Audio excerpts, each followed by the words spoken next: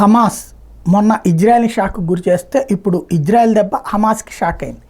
వాస్తవంగా Iran Israel మధ్య యుద్ధం ప్రారంభమైపోయింది కాబట్టి వాళ్ళిద్దరూ కొట్టుకుంటుంటారు, మనం సేఫ్ అనుకుంది హమాస్. పాలస్తీనాలో మొన్న మధ్యన ఇజ్రాయెల్ సైన్యం అంత వెనక్కి వచ్చేసింది కాబట్టి అంతా హ్యాపీ అనుకుంది.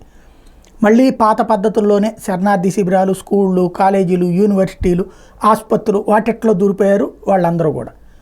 అక్కడ చనిపోయినప్పుడల్లా పాలస్తీనా పౌరులు అని చెప్తారు, బతికున్నప్పుడు తమదంటారు. 35,000 మంది దాకా అందులో చనిపోతే దాదాపు 25-30,000 మంది దాకా తీవ్రవాదులే ఉంటారు.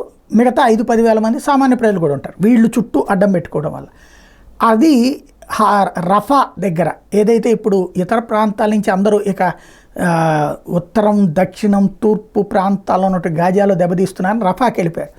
ఇప్పుడు రఫాలోని శరణార్థి శిబిరం మీదన ఇజ్రాయెల్ దాడి చేయడంతో అసలు అక్కడికి ఇజ్రాయెల్ సైన్యం వస్తుందని భావించలేదు, వెళ్ళిపోయారు కదా అనుకున్నారు. ఒక్కసారిగా వచ్చి చేసిన అటాక్తో బిత్తరపోవడం అన్నది హమాస్ వంతైంది.